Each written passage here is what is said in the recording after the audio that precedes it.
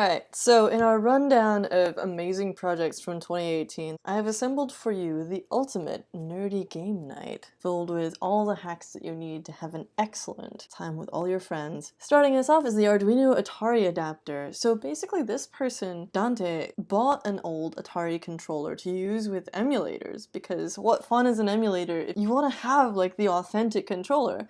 So Dante bought this controller, an authentic old one, and immediately went poof, which is not super surprising. But going further than most, Dante decided to create an actual adapter so that you can now plug in your original Atari controller to your computer or even to an Android phone and play your games on an emulator that way. It looks really cool. I love the little accents of color on here. And it uses an Arduino to make the bridge. So one of the really cool things about this is that it shows the cleanup process as well. So you take a peek inside the original controller and it's got these really cool sort of sinuous curves on the circuit board. And it turns out that there's no actual controller circuit in here. It's simply 5 buttons. So that makes it really easy to adapt using a microcontroller like the Arduino. Note here that it won't run on the Arduino Uno, Nano, or Mega. It needs something that can act natively as a keyboard, mouse, or joystick. There are a few Arduinos that will do that, including the Leonardo. In this case, they've selected an Arduino Micro. So read through the project to follow the entire process. They had to figure out all the wiring and stuff, like which pins go to what, and then in the end you have this demo of them playing it on a phone, which to me is just mind-blowing. That's so cool. Is that Space Invaders? I think it is. So you can have a little solo tiny game night or like put it on a big screen or whatever. Next up we have an Android Things dungeon adventure game. So this is actually an adaptation of an adaptation. There's this original game called Line Wobbler by Robin Baumgarten.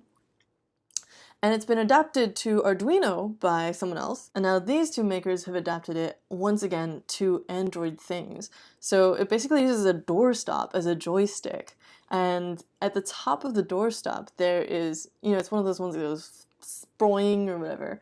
And at the top of the joystick is this 3-axis gyroscope and accelerometer module for Arduino, and it all talks to a Raspberry Pi. So you basically end up as this little flashing dot on an LED strip, in this case an APA 102 aka dot star LED RGB strip with 60 LEDs per meter for a really nice smooth effect. You are a brave little light sparkle heading out on an adventure down this LED strip, and you may have to face bosses and things along the way. So the accelerometer data gets piped to the Raspberry Pi, which interprets the data and updates the LED strip to show you what kinds of challenges you're facing. It's pretty cute, and it looks like a ton of fun. The original game has been run at places like the Victoria and Albert Museum in London. It's won prizes at the Amaze Awards in Berlin, and it's gone to all kinds of places, winning hearts and minds. Next up, if you are an old school trading card games fan, you might be into this trading card scanner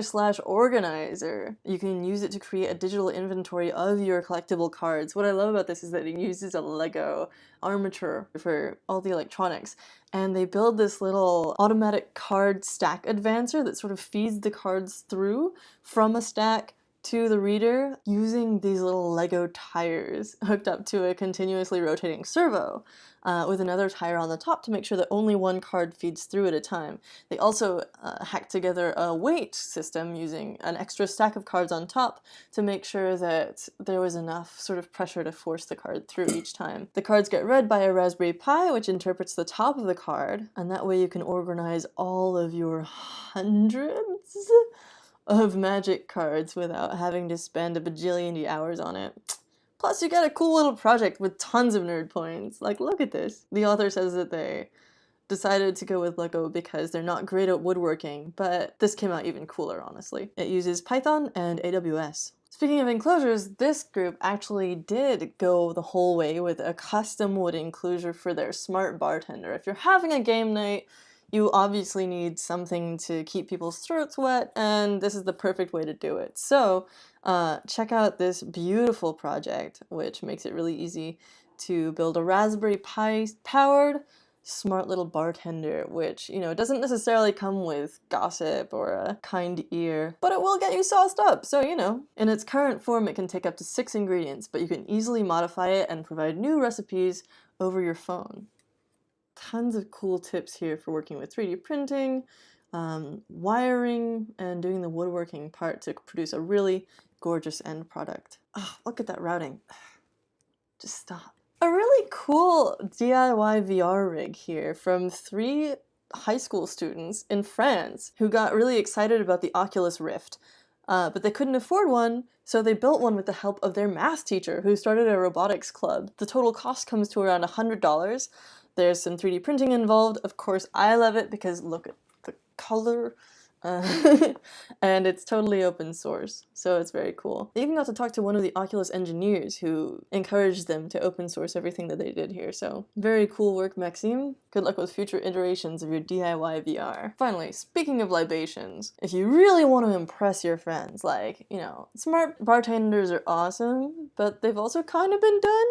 What I have not seen before is a tank that is a self-driving beer delivery package. And look at this, it has this super dramatic reveal moment where the beer basically has been hidden inside the chassis, and then it does this sort of like raise from the dead thing out of nowhere to deliver it. And it uses the Wallabot system to do all the mapping and guidance system, so that integrates with an Android phone. It also uses a Raspberry Pi and an Arduino Maker 1000. They go into a ton of detail about the whole build process, which is cool, including receiving a broken chassis, different things that they tried for the lift mechanism and how they reinforced it when it started bending, as well as a custom feedback mechanism so they could tell where the lift was in its process, which involved adding this potentiometer that's simply attached to the hinge for a simple rotary feedback system. They created this part that mates perfectly with the Wallabot logo on the device so that it wouldn't slip around, and they even included a couple of extra little just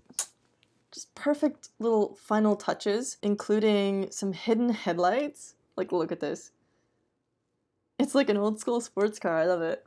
And also a little feedback meter that gives you a reading on the battery level. I love it. Add to this that they have a super comprehensive tutorial including this whole wiring diagram and fritzing, like, with comments. It's amazing. And this is definitely one of my top projects from the year. What else would you put in your Maker game night? Let us know in the comments what we missed, or build it for next year. Stay tuned, I've got one more video for you in this series. It's gonna be all about art, techno art or whatever. And that'll wrap it up for our top project of 2018, but also stay tuned for our roundup of top tech tools. That's all coming soon, so stay tuned, and I hope your 2019 is getting off to an excellent start.